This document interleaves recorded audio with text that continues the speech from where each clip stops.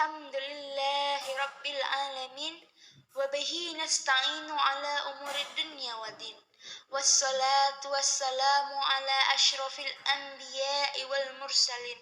Wa ala ahli sidqi wal wafa amma ba'd. Pertama, perkenalkan saya Azura Putri Dwi Jayanti dari Sekolah SMP Negeri 4 Kota Pematang Siantar yang akan membawakan ceramah dengan judul Mensyukuri Kemerdekaan Republik Indonesia. Pertama-tama, marilah kita panjatkan puji dan syukur kita kehadirat Allah Subhanahu wa Ta'ala karena kita masih diberikan kesehatan dan kesempatan sehingga dapat mengikuti kegiatan ini dengan baik dan lancar. Tak lupa salawat serta salam kita haturkan kepada Nabi besar kita, Nabi Muhammad Sallallahu Alaihi Wasallam. Semoga kita mendapat syafaat beliau di hari yaumil akhir kelak. Amin ya Rabbal Alamin. Di antara kewajiban umat Islam adalah bersyukur atas segala nikmat dari Allah, Zat yang Maha Ghafur, baik nikmat duniawiyah, nikmat ukhrawiyah maupun nikmat diniyah, sebagaimana firman-Nya dalam Quran surah Ibrahim ayat 7. A'udzubillahi minasyaitonir rajim. Bismillahirrahmanirrahim. Wa ista'azzana rabbukum la in syakartum la azidannakum wa la in kafartum inna azabi lasyadid. Sadaqallahul azim. Dan ingatlah ketika Tuhanmu memaklumkan, sesungguhnya jika kamu bersyukur, niscaya aku akan menambah nikmat kepadamu. Tetapi jika kamu mengingkari nikmatku, maka pasti azabku sangat berat. Nikmat Allah Subhanahu wa Ta'ala pasti tak akan terhitung. Dan di antara sekian banyak nikmat Allah bagi kita adalah nikmat kemerdekaan. Tentu sebagai orang yang beriman, kita wajib mensyukuri nikmat kemerdekaan ini. Adapun caranya antara lain dengan menjaga dan merawat kebinekaan serta sumber daya alam Indonesia.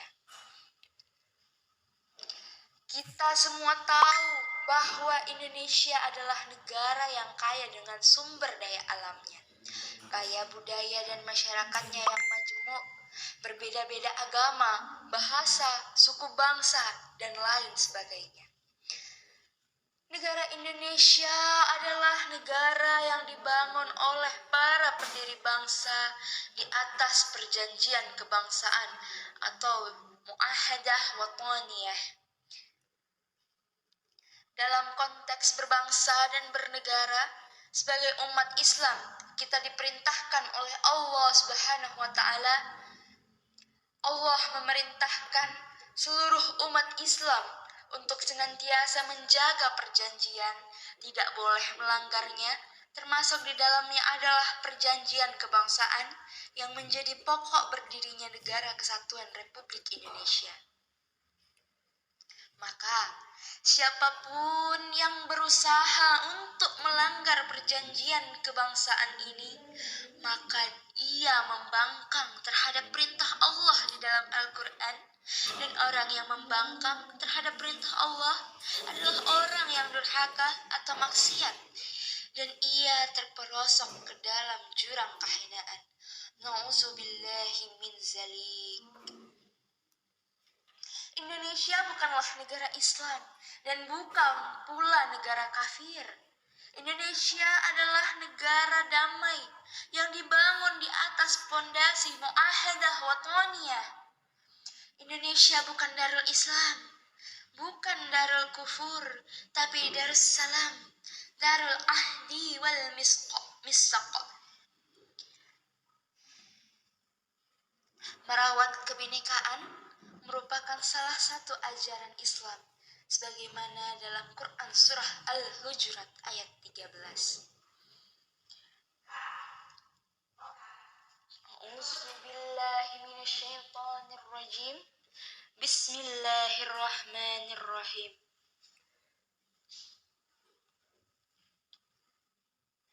Ya ayyuhan nasu inna khalaqnakum min zakarin wa unsa wa ja'alnakum syu'uban wa qabaila lita'arafu inna akramakum Allaha alimun khabir. Wahai manusia, sungguh kami telah menciptakan kamu dari seorang laki-laki dan seorang perempuan.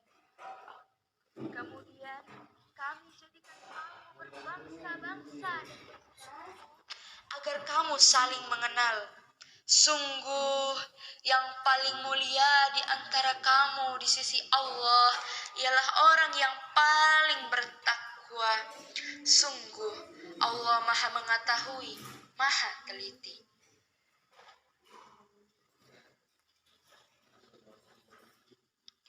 Allah tidak melarang umat Islam untuk berbuat baik dan berlaku adil kepada mereka yang berbeda agama atau keyakinan dengan kita. Adapun yang dilarang oleh Allah adalah umat Islam bersekongkol dengan orang-orang kafir dalam hal-hal yang dilarang oleh Allah dan Rasul-Nya, seperti memerangi umat Islam dan mengusir mereka dari negeri mereka, serta saling melindungi satu sama lainnya. Sebagaimana dalam Quran surah Al-Mumtahanah ayat 9. A'udzu billahi minasyaitonir rajim. Bismillahirrahmanirrahim. Innama yanhakumullahu 'anil ladzina qataluukum fid din wa akhrajukum madiyarakum wa zaharu ala ikhrajikum an tawallahum wa man yattawallahum fa ulaika humuz zalimun. Sesungguhnya Allah hanya melarang kamu menjadikan mereka sebagai kawanmu, orang-orang yang memerangi kamu dalam urusan agama dan mengusir kamu dari kampung halamanmu dan membantu orang lain untuk mengusirmu. Barang siapa menjadikan mereka sebagai kawan, mereka itulah orang-orang yang zalim. Adapun sebatas hubungan muamalah antara umat Islam dengan orang-orang kafir, maka hal itu tidak dilarang. Bahkan Rasulullah SAW memiliki hubungan muamalah yang baik dengan orang-orang non-Muslim. Syekh Muhammad Tahirul Qadri menyatakan, zaman keemasan Islam di zaman Rasulullah SAW adalah zaman yang tiada tanding. Dalam sejarah, tidak ada zaman yang dapat dibandingkan dengan zaman Rasulullah SAW. Terutama yang berkaitan dengan perlindungan hak-hak sipil non-Muslim yang teraplikasikan dengan sangat baik. Rasulullah SAW memberikan status konstitusional dan legal dengan bentuk perlindungan melalui beragam perjanjian damai, kesepakatan, kontrak, dan seluruh maklumatnya, kontrak kerja. Kontrak kerjasama yang berhasil disepakati dengan rakyat Najran merupakan di antara contoh bersejarah ketika hak dan kebebasan, khususnya kebebasan beribadah, dijamin dengan sangat baik. Seluruh kabilah Najran berada di dalam jaminan Allah Subhanahu wa taala dan jaminan Muhammad Rasulullah SAW atas darah, jiwa, agama, tanah, harta, pendeta dan uskup mereka yang hadir dan yang absen di kalangan mereka serta yang lainnya. utusan dan simpatisan mereka. Kepercayaan mereka tidak boleh diganggu, hak mereka serta simpatisan mereka. Uskup dan pendeta mereka tidak boleh diganggu karena keuskupan dan kependetaan mereka, serta sakramen mereka atas apa yang mereka miliki sedikit atau banyak. Mereka juga tidak boleh dibebani melebihi kemampuan mereka.